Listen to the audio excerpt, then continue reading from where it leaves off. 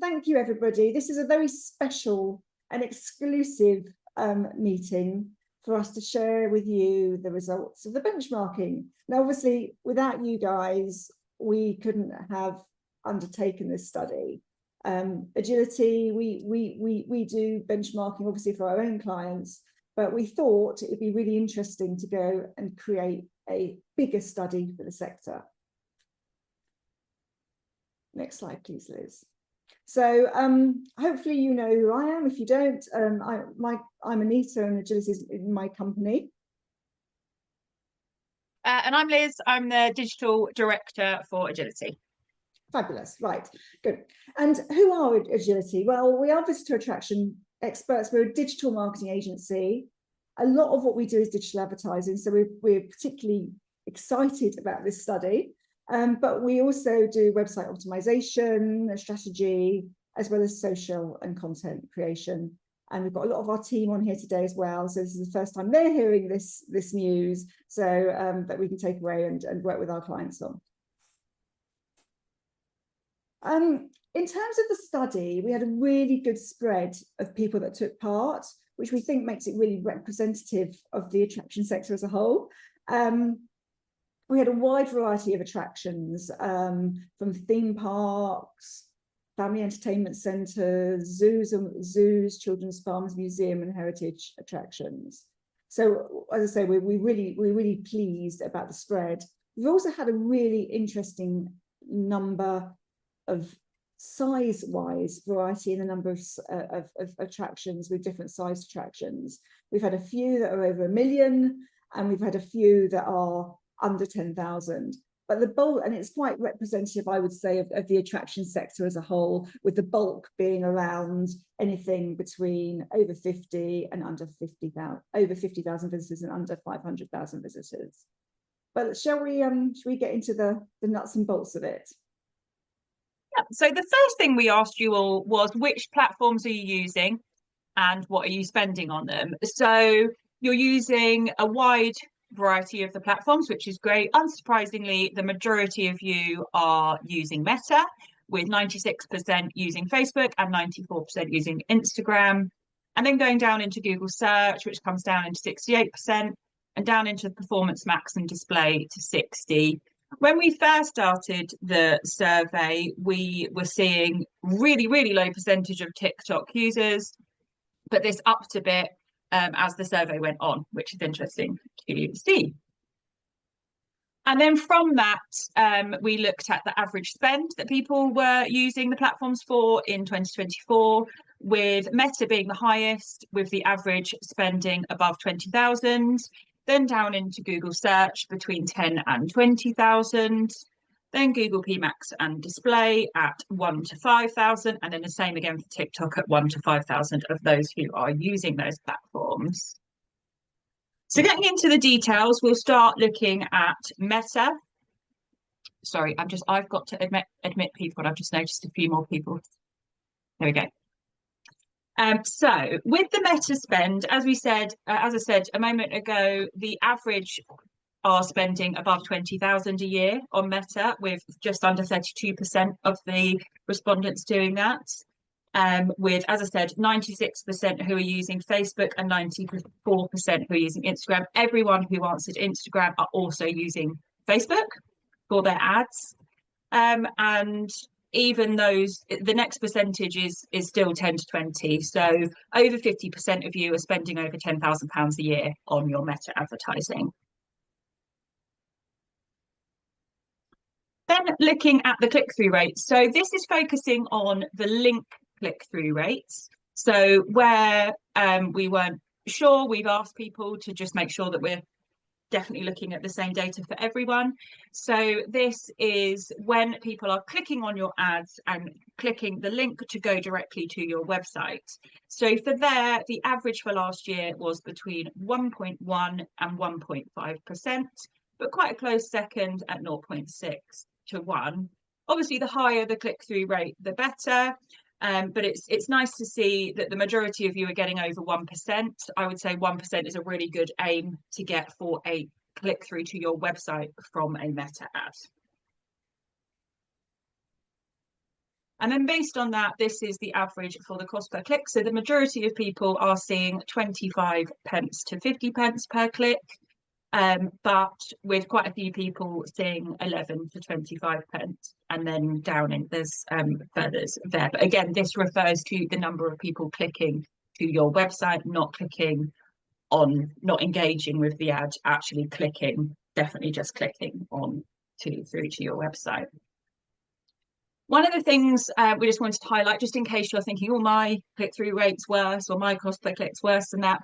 If you're running a sales objective as your meta campaign for your advertising, that pushes the algorithm to focus where they're targeting your ads on getting a lower cost per acquisition. So they're trying to really focus on getting you those purchases. However, because of that, the algorithm's not focusing on clicks. So you're likely to see slightly lower click-through rates and slightly higher cost per clicks on those ads compared to when you're using your traffic campaigns or your engagement campaigns, which the algorithm is then focusing on getting those clicks. So therefore that will bring the click-through rate higher and the cost per click lower, but it will probably mean your cost per acquisition is higher as well. So it depends on what your focus is for your ad as to what you should be doing. And on that note, we've done some research within this, and if we take our clients out of this data, over 44% of the respondents are not tracking their sales data on Meta. It's a real huge opportunity to do that. And most of the ticketing platforms will allow that tracking to be put on there through a Meta Pixel. So I'd really recommend for those 44% that aren't doing that to find a way to do that. We can help, but also there's lots of stuff out there to help you. When we look at the next set of data, that includes our clients, so that reduces down to 30% because all of our clients can track. And with more than half of you spending over £10,000 on Meta, to be able to really see the ROI of your ads, I really think let's get that tracking working for everyone. So based on this is the data for the Meta cost per acquisition.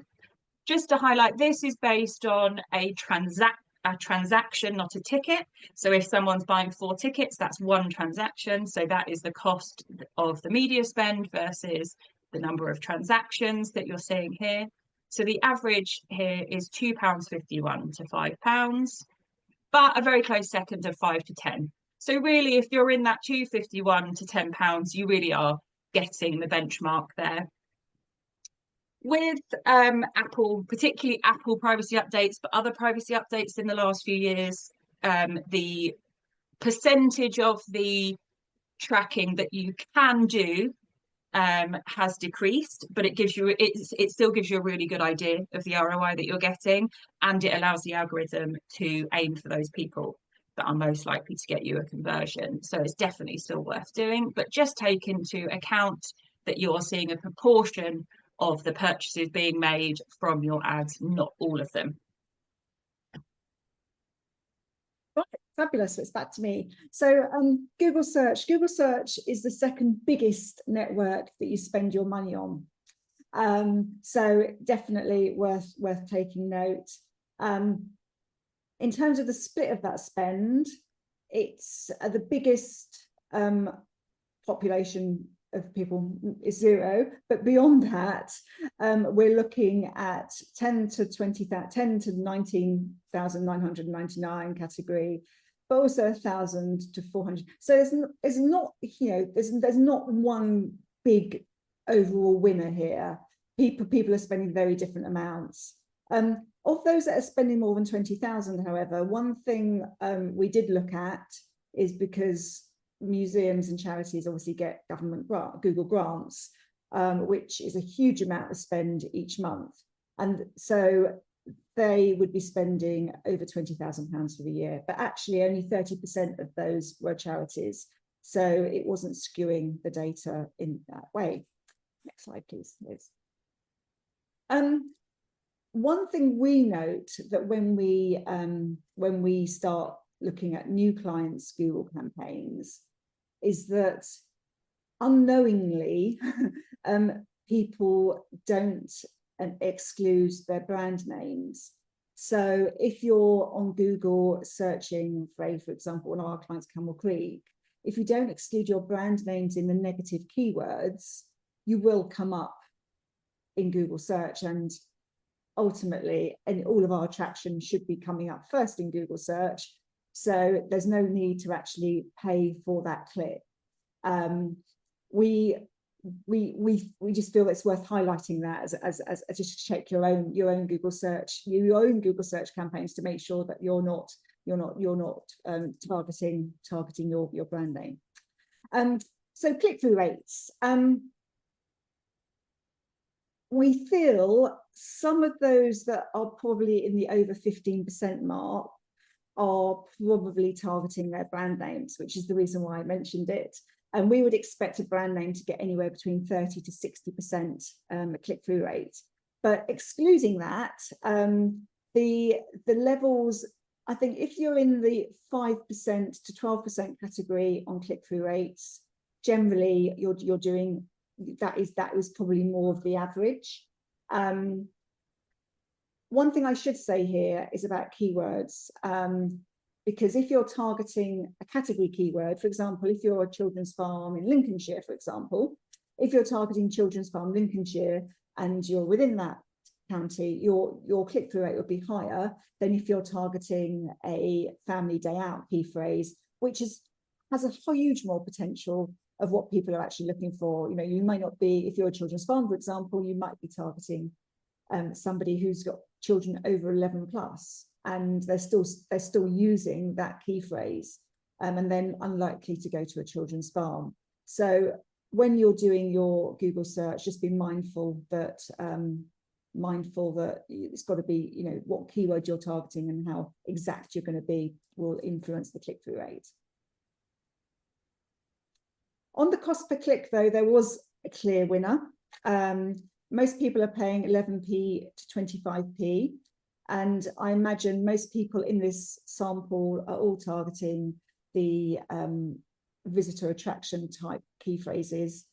We have a few clients that maybe are targeting wedding related to get, because they also have their venue becomes a wedding venue. And for those wedding key phrases, the cost per click is a lot higher. I'm really glad to say here that it shows that we've got a really good sample, because we've got a very clear trend in the cost per click category. And CPAs and the cost per acquisition, again, this is cost per transaction, as Liz mentioned earlier. We have quite a range here.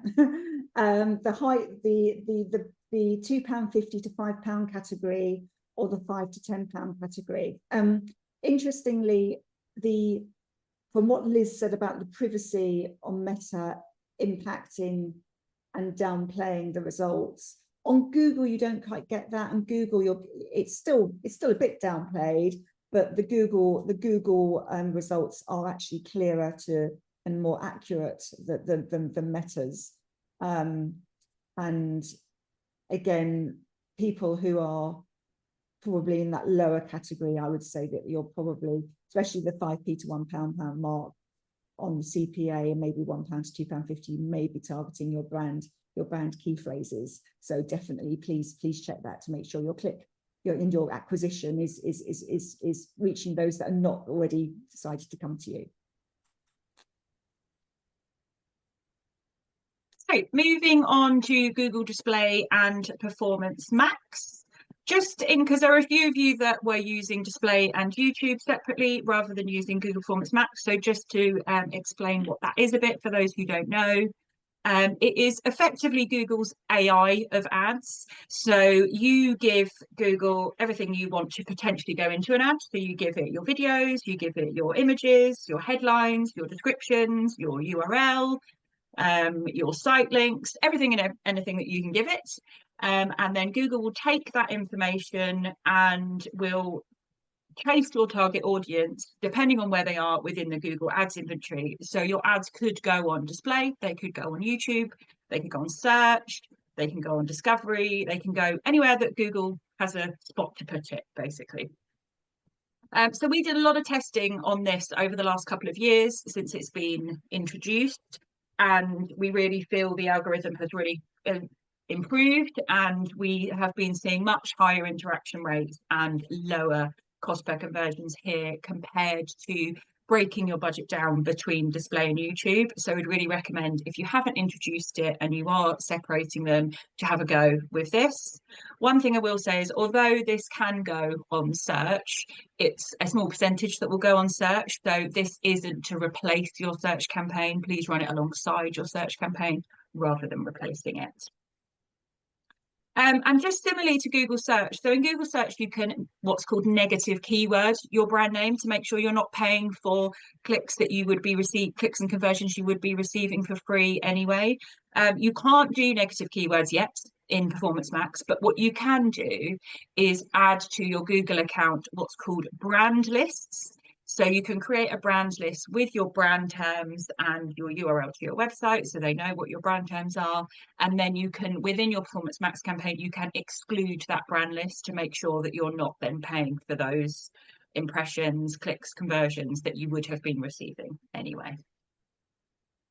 So looking at this, 56% of you are not using this, but of those who are, the average spend was between £1,000 and £5,000 across the year.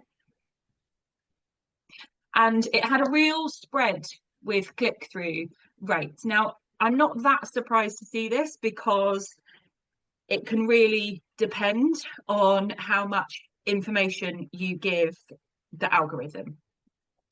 So if you are giving every single asset they've asked for and everything that they need, you're far more likely to receive a higher click-through rate than if you're not. One of the other things you do with a Google Performance Max campaign is you give it what they call signals to tell them the type of target market that you're going for. The better the signal that you give them are, the more likely that you get a higher click-through rate. So, and also, of course, again, if you're not excluding your brand name, you probably will see a really high click-through rate because you'll be being found for your brand name, which you could have been found for free. So, but of this, you've got two big chunks for the under 5% and the over 15%. So I don't know if it's really that helpful from a benchmarking perspective, but I think we could probably assume there are a number in the over 15 that didn't know how to exclude their brand list, and potentially a number in the under 5 that didn't have all the assets and inventory put in there. So looking at that, if we took those two extremes out, then the highest is the 5 to 8%. So that's probably the one to sort of aim for to see a good result there. And from that, the average cost per click was 11 to 25 pence. But for some people, for quite a chunk, it's up to 25 to 50. I think it's nice to see that people are seeing a similar cost per click here than they are in their Google search, which means they probably have got some good signals in there and some really good assets in there to try and get those clicks through. And from that, again, a similar cost per acquisition to Google search, however, slightly more spread in that you've got the highest percentage are getting £2.51 to £5, but then an exactly on the money to one decimal point from £1 to £2.50 and £5 to £10. So if you're in that range of £1 to £10, then I'd say you're within a benchmark here. You'd want to, obviously you want to aim for the lowest, but it will depend on what you've got in there and also your cost of your average sale. Fabulous. So coming on to our final part, really, or second to final part, TikTok. As Liz mentioned earlier, in our early research, we found that I think TikTok was 25% of all those who are actually using it. Kind of next slide. We actually, I think it was 14%. Sorry, it's 25% now that are actually using it. But we have actually seen that increase slightly. So the great thing about TikTok is that you don't need big budgets to enter it. It's more of a discoverable. It's more of that top of funnel rather than ending in conversions. But it isn't expensive to access it and get started on it, which is why the budgets here are so much lower. In terms of click-through rates, you will find, again, here is a clear trend. 0.6 to 1% is the standard on TikTok, what you should actually get through from their ads.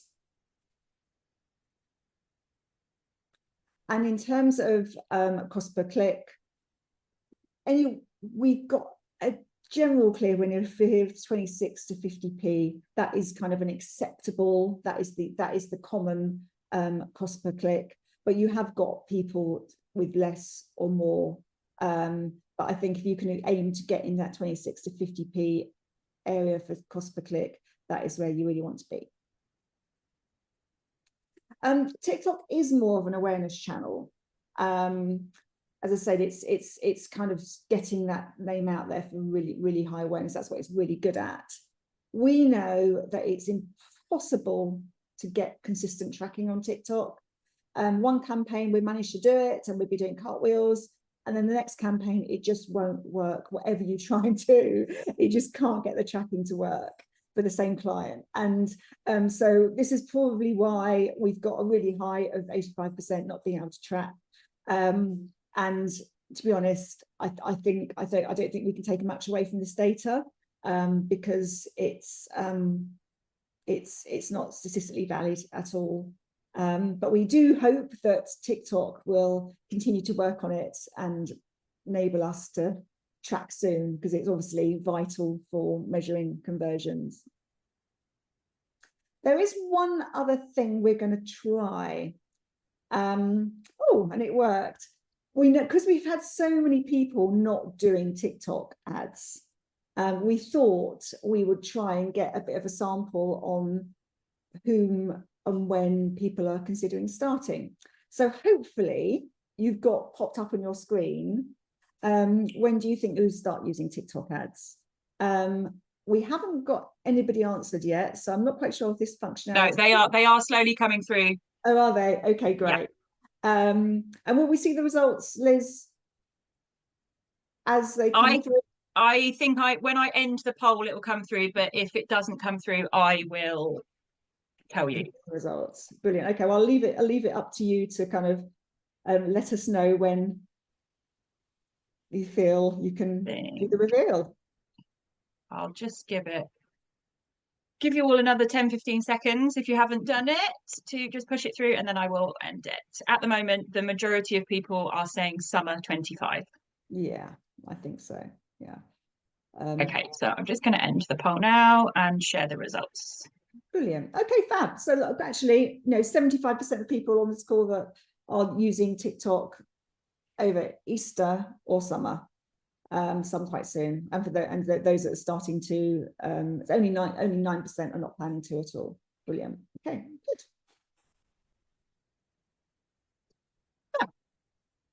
So just looking, obviously, I say looking ahead to 2025, we are obviously nice chunk into 2025 already, but one of the last questions that we asked you all was, what were you planning on doing with your digital advertising budgets for this year compared to last year?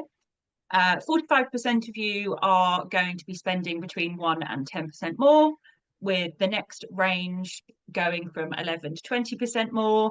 And then the others are broken down between spending the same as 2024, spending less, or undecided. I was quite pleased to see the results of this, actually, because there's a lot of data out there, a lot of forecasting out there, but at the moment, on average, it looks like the main forecast for the digital advertising platforms to be able to receive the same impressions for your spend as in 2025 as you did in 2024. They think on average in the UK, you'll need to be spending around 4% more to get the same number of impressions. Now, I don't want to put those off who aren't in the spending more this year. Just optimize and do the best with your budget that you can. So although you might not quite get the same number of impressions, potentially if you optimize your ads to be slightly better in improving in the results, hopefully you might see the same number of clicks to your website or the same number of conversions from the same spend. So there's always ways around. It's just test, optimize, keep going. And hopefully by seeing these results of these benchmarks, you'll know where you could aim to optimize a bit more based on the results from the industry so far. So we just wanted to say thank you so much for filling out this survey. It's really interesting. We are an agency that absolutely loves data and loves benchmarking, and it's so nice that we can share with the industry what we love to look at all day, every day in our offices. So we've left more than enough time for questions, so probably best if you've got any questions to put them in the chat, or if you want to raise your hand we can unmute you, but I'll give you a few moments to do that. I've got a question, Liz, because it's one thing we didn't include in the presentation, but I know that we've got it. Overall, if you looked at the total all across all the networks, what was the average marketing spend across, if you included all the networks, the total marketing budget? So we did a little bit of maths with this because obviously it's ranges. So with the ranges, we took the median. So if it was the 1 to 5, we took the 3.3 or whatever it was in the middle, the 3,000 in the middle. And then for the over 20,000s, we took 20,000 to make it fair, because obviously, I mean, it could be 1 million. I doubt it, but it could be. But we took 20,000. So if we used those averages on average across all the respondents, you were spending around 20,000 last year on your digital advertising across these platforms. Great, thank you for that. I'm not quite sure. I haven't seen any questions come in. So if no one's, I mean, obviously everyone is welcome to drop us an email, or a LinkedIn message or anything, if you come up with any questions. As Anita said, we are recording this, so we will save this and we will send it out to everyone so you can look back on the results, but do let us know if anything comes to mind once you've sort of taken this in a little bit and thought about it. And thank you again for doing the survey for us. Thank you, and have a good rest of the day, and let's hope this weather continues to Easter. Yeah, absolutely.